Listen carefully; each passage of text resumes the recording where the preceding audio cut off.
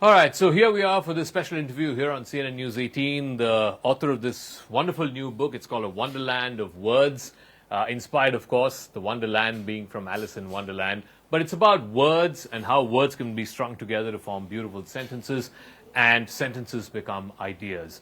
The author of the book, Dr. Shashi Tharoor, is now joining us. Thank you very much, and congratulations. I couldn't think of a better author than Dr. Shashi Tharoor for A Wonderland of Words. But tell me this, I mean, are you not, you have this whole caricature about, the man who beats the dictionary and so on.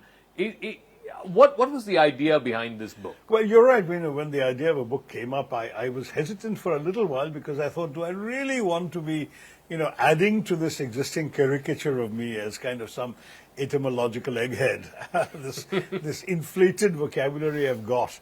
A rather inflated reputation for my vocabulary, which I honestly think has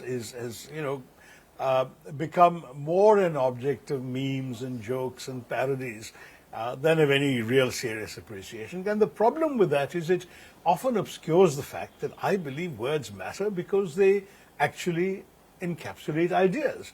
That an idea, a thought, is inchoate in your head until you find the words to express it to others. That's why words matter in politics and what you believe and how you can communicate it effectively.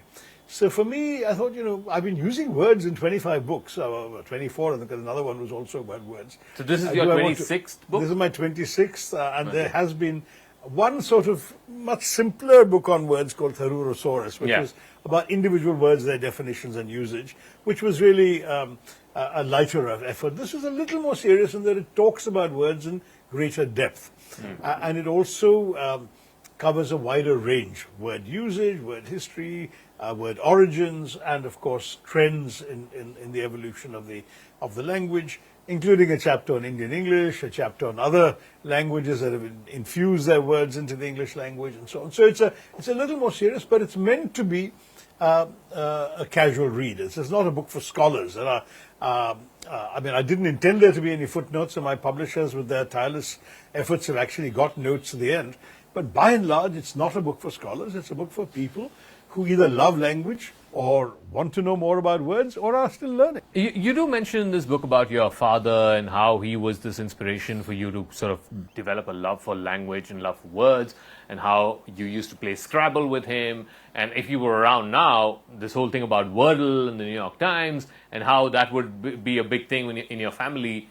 Why is it that in this day and age, families are not as sort of enamored by words, and this whole thing about Scrabble or Wordle is not taking over in the way that it would have in the 60s and 70s and so on? Well, partially because there are so many other distractions, right? I mean, for example, when I was a kid and I had asthma, so I couldn't go out and play with my friends, and I was confined to bed and I couldn't even sleep because I was struggling to breathe.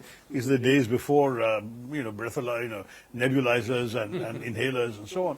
So what did I do? There was no TV, there was no Nintendo, PlayStation, no mobile phones, no laptops. The only thing I had was books. And so books became my entertainment, my escape, and my education.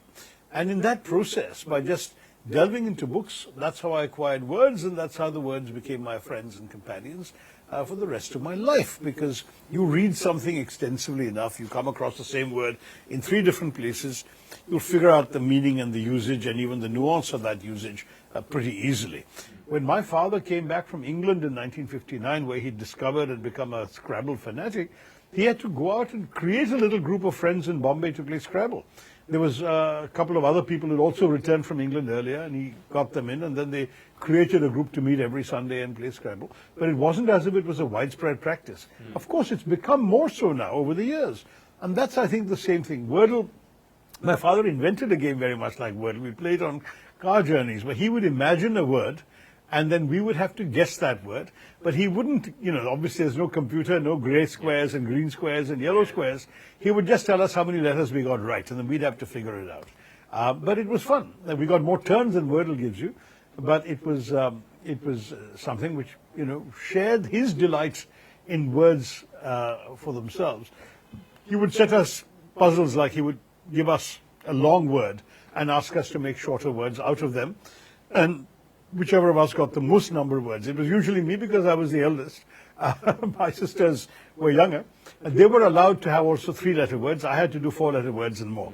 But I still, had a lot of pleasure doing this kind of thing and realizing how letters and words can be used and creatively rearranged. My favorite Indian English word is mulligatawny, which is Mulligatawny, actually, the Tamil word. mulligatawny, which is another word for rasam. But they make it as a slightly different soup. The recipe is somewhat different from rasam. Yeah. But it's now a British soup called mulligatawny. Mulligatawny. And So- many people assume it's Irish because of the name Mulligan, So silly. What I do want to know from you is, you are a politician. You are in the business of politics. Are you not afraid of this whole, caricature of here's this guy who, if there's no dictionary, turn to Shashi Tharoor kind of thing? Because that's not the image you want as a politician. So first of all, I address this in the introductory essay, where I talk about the fact that that's precisely not the image that I want. But when you're being relentlessly caricatured, and obviously there's some people doing it affectionately, some people doing it maliciously, some people doing it stupidly. But when you're there anyway, you've only two choices. One is you either, sulk or turn surly, or you reject it altogether, and the other is you actually embrace it and make the best of what it represents, and sometimes make a joke of it. But does it not worry you when you use phrases like cattle class, or when you use phrases like Farrago? People are looking at you as this elitist, cut off from, the real world kind of thing. Does that not worry you? Well, cattle class was a disaster, largely because I was asked the question by a BJP-inclined journalist on Twitter. Mr. Minister, this is when the austerity drive was proclaimed by the Congress government, Mr. Minister, will you travel cattle class?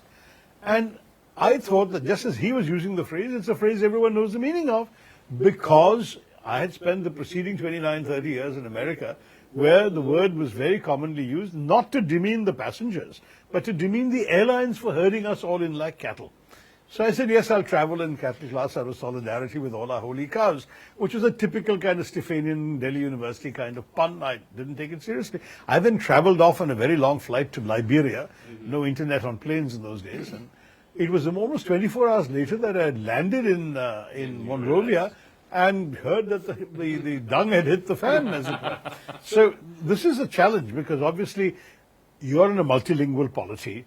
People are going to translate these expressions literally because they don't understand the usage of them. Meant that I had to be 10 times more careful than perhaps others felt the need to be, because people were looking out for things I was saying in order to make nasty stories out of them. And so I stopped using words like interlocutor and cattle class, and stopped trying even to be very funny very often, because humor doesn't always translate very well in a multilingual polity. So yeah, I mean, I've fallen into a few traps, Zaka, you're right. But I think I'll challenge you to find a word being politically misused, or a word being misused in a way that's done me political damage in the last 7, 8 years at least, if not 10. Okay. Let me now come to some... In other words, I've learned my lesson. Fair enough.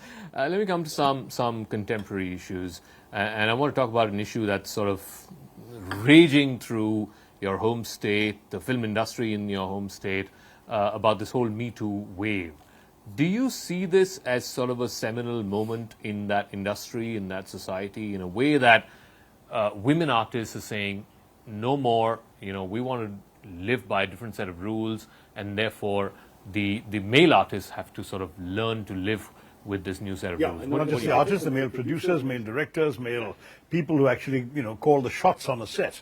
They have certain responsibilities, and that's what this is very clearly established. Well, in some ways, we've been hearing rumors to this effect, from the casting couch to various practices in various film industries around the world, and certainly across India. But at least one can say that it's the women of Kerala who had the courage to demand an inquiry. I'm actually slightly disappointed very disappointed by the state government sitting on the report which was submitted to them in 2019 by the all-women committee that wrote the report, the Justice Hema and 2 other senior women who had studied this and who had done a very thorough job. And when they did release it, they redacted 69 names to protect identities, which means the identities of both the accuser and the accused. But that's really something which I'm glad that I gather a court has taken note of and directed the police to fire suo motu FIRs where there is a report of a cognizable offence. I mean, I was shocked when a minister tried to excuse this by saying, well, the women didn't complain to the government. I'm sorry, they complained to a committee appointed by the government. And therefore, that committee should have been taken seriously. And I'm sorry that 5 years were lost in the process. The state government did not do the right thing. How do you speak to the fears that, look, this whole thing, the news cycle is on this story now, people are talking about the story, the channels are covering the story, but in 15 days' time or a month's time, they will move on to something else, and then it'll be back to business as usual. How do you speak to those fears? I do worry about that because, let's face it, Nirbhaya happened in 2012. Eventually, despite the outrage, the candlelight protests, the dharnas, everything else, what happened? Yes, a law was passed. Has it been properly implemented? And what kind of deterrent effect did it have? And all the subsequent rapes and assaults that we've seen, culminating now in another expression of societal outrage in Kolkata. Yeah. I mean, the fact is we are in a situation now where we have to do some much more fundamental root and branch inquiry into ourselves as a society, into the practices. I have been urging for some time now, even going back to when I was a minister in the government, that we need to bring in gender sensitivity training for our boys at a very young age. Start them when they're 6 years old and telling them to understand the importance of respecting women. Try and make sure that at every stage we have institutional arrangements that protect women's interests. So whether it's in a film set, having separate toilets for women, which don't exist apparently, right down to in a hospital having women's rest areas so that this rogue could not have come in and attacked this lady because she was resting in a seminar room. There was no other place at the end of a 36-hour shift for her to lie down. I mean, you have to create common sense institutional arrangements to protect women in the kinds of situations which they have every right to be in. I mean, we have to stop this patriarchal nonsense of why was she there at this hour or why was she on that street. Of course, we need to have better conditions on the streets. We need to have better street lighting everywhere in India. We need to have better police patrolling. We need to put more resources into all of this because our women have the right to pursue their lives and their dreams while feeling safe. This is a basic human right and we should certainly fight for it. I'll come to that Kolkata example in just 1 second, but my final question on what's been happening with this Malayalam film industry. One of the persons who's been accused of these grave sexual assaults is an actor named Mukesh. He's also a public representative. He's an MLA. And there's a lot of pressure saying he should step down as a public representative because he will impede a free and fair investigation. Where do you stand on that? Well, look, I think those who had positions in AMMA, the Association of the Malayalam Film Industry, and who were implicated definitely had to resign, and they have done so. The secretary was named in a couple of the charges. But also, I think others who may not have been named or blamed have to take moral responsibility because they presided over an iniquitous system. That's one thing. When an individual who did not have a position of authority in the system has been charged, he has every right to defend himself if he doesn't admit the truth and face an inquiry or a court case or whatever. So I think there is, I mean, I understand many in my own party have also called for his resignation, and there is, a public thing there. But if he claims that he is innocent and that a court trial will prove him innocent, he probably, has the right to stand up and try and clear his name. But the process should start, and of course people should, and the police and others should look into the details of this. We've gone past the days when, women who had the courage to come up with allegations were just dismissed as, oh, he said, she's saying one thing, he said something else, what's the proof? Because there is a context, and the context in this report is a pervasive atmosphere of abuse. And if an individual, for example, has had complaints given to the committee about repeated instances of behavior by several different victims, then I think you are looking at a different pattern. You can't just discount everything as hearsay. I do want to talk about Kolkata and the unfortunate thing that happened with the young doctor there. Not unfortunate, tragic, criminal. Very, very tragic. Of course, criminal. The BJP is saying the reason why the India Alliance, the Congress Party and all partners of the India Alliance are not sort of vehemently talking about this is because it's happened in an opposition-ruled state. Had it happened in Maharashtra, Madhya Pradesh or any of the BJP-ruled states, the India Alliance would have been all over that story. How do you sort of speak to those allegations? Yeah, unfortunately, the politicization of all these issues is a real problem. I mean, why is the CPM defending a particular MLA? If what he did is true, it's reprehensible. Similarly, why is the BJP silent on every... I mean, you sadly open any day's newspaper, Zaka, there are assaults, rapes and violence that may not have ignited the public imagination the way the tragedy of this doctor did, but which are happening in BJP-ruled states as well. And the BJP is silent on those. So sadly, there is a tendency to always either defend yourself politically or attack the other side politically. That's the nature of our politics. But you all in the media have to speak in the larger public interest. Your accountability is to society, not to any government, whether central or state. Your accountability is to the people of this country who deserve to live in a better India. I do want to ask you, because we spoke about Kolkata and it's been in the news in the last four weeks or so, what's happened in Bangladesh? And because you're a scholar of foreign policy, the fact that a leader who was there for 15 years suddenly in the space of a few days is ousted, there's a students' protest, she's now seeking asylum, she's here in India.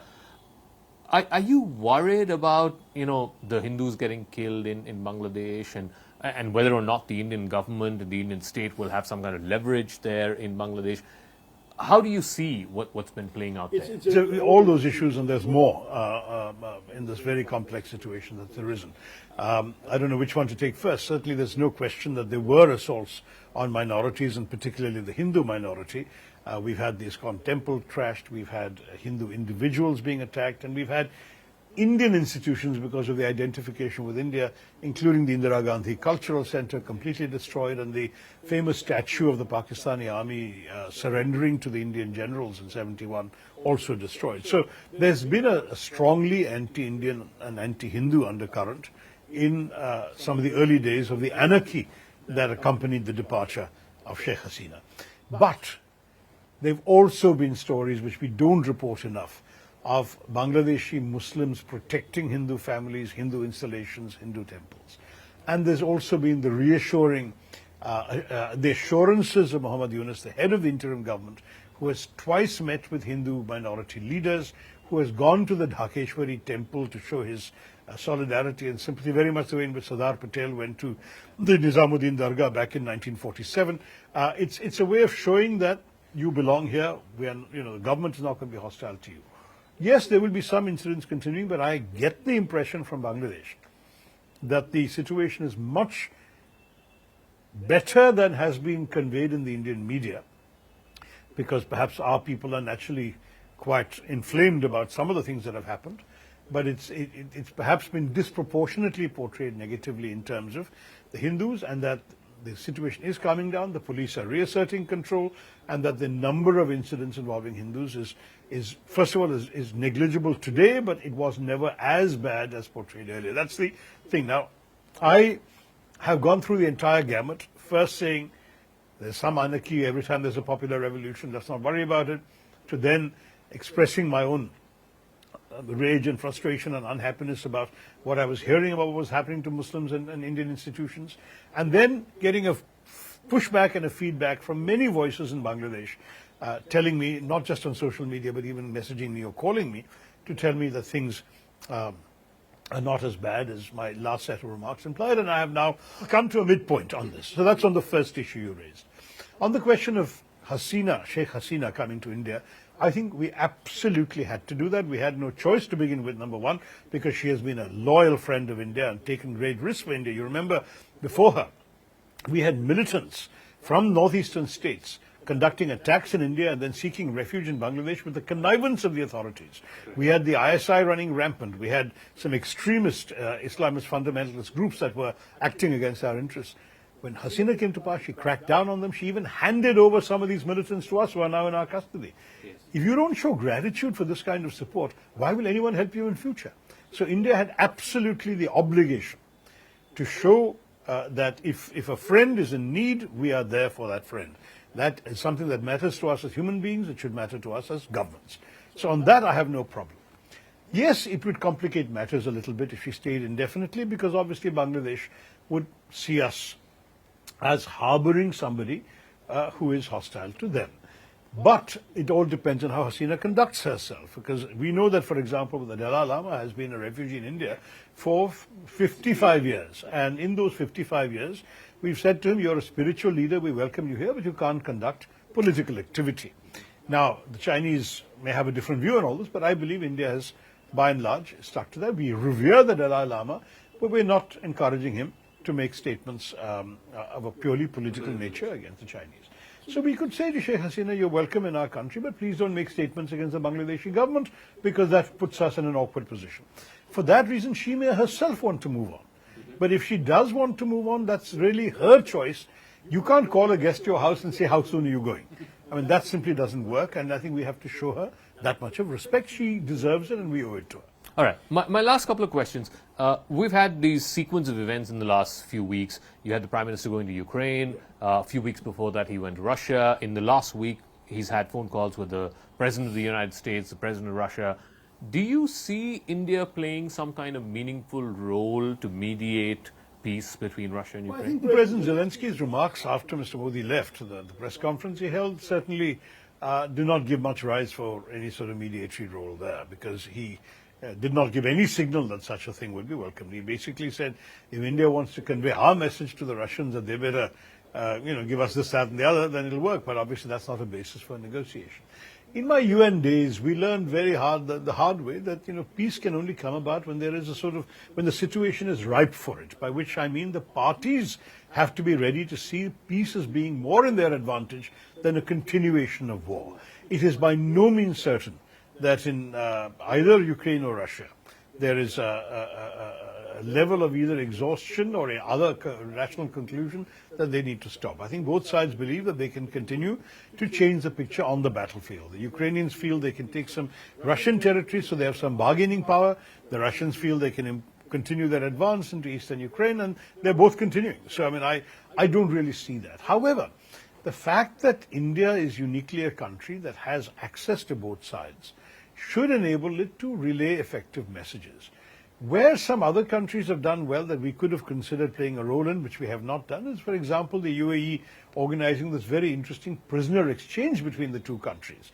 Now, that's a tangible, practical benefit, and that gives the UAE not only a very useful role in terms of human lives, but also the stature to continue building on that for something else. And we haven't done anything like that, so I don't think we can, claim any authority. I think it's right that Mr. Modi went, particularly because his visit to Moscow and his hug of President Putin coincided with that horrible attack on the children's hospital.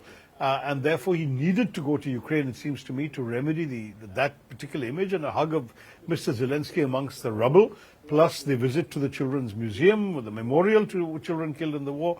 All that was the right thing to do. But now, presumably, both sides are equally unhappy or equally happy with him.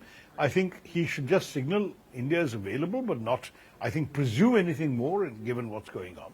The same thing applies in Gaza, Palestine. We have relations with both countries. We are one of the handful of countries with an ambassador to the Palestinian Authority. But it's very clear that Israel is not at all inclined to stop at the moment. Others have been attempting various, diplomatic efforts to bring the war to the end, and at the same to an end, and also to get the hostages released. I think until we are required, we should just wait and watch. One final word. What is your reading of the state of the U.S. presidential race?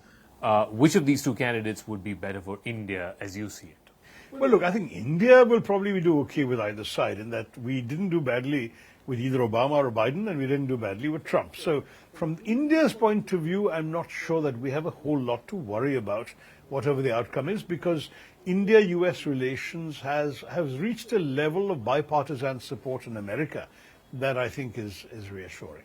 Having said that, there are very different styles involved. In the case of Mr. Trump, he's very explicitly transactional. Everything he does is a businessman's mentality, what's in it for me? So you can be sure that whatever he comes to India for, you'll expect India to give him something. And Mr. Modi's given him a lot in the past, including the grand reception in Ahmedabad and all that. At some point, other demands may come if he were to win. In the case of Kamala Harris, there's the inestimable advantage of somebody who is half Indian herself and has intimate awareness from her childhood of Indian society, culture, cuisine, habits, and so on, and who has relatives in this country. So that instinctively would predispose her towards us. And she has very strong backing from large numbers of Indian groups. But at the same time, she is not likely to show much sympathy for some of the policies of the present government when it comes to shall we say, intolerance of opposition or human rights issues or whatever, because even in the American political space, she's tended to identify with those sections of the Indian American community who have been critical of Mr. Modi, people like Pramila Jayapal, the congresswoman, and others. So there are Indian American political leaders who are happy with whoever is ruling in India and will always be friendly, and there are others who want India to be India and flourish and succeed, but they want it to be more liberal democratic, more human rights oriented, more open, and they will be critical of tendencies in the other direction. So you take your pick. My pick is pretty clear, but this is not the place to talk about. All right. Thank you very much, Dr. Tharoor, and congratulations once again on this wonderful new book. Wonderland, I presume, is from Alice in Wonderland, right? Wonderland of words around the world in 101 essays. Thank you very much for tuning in to this special broadcast.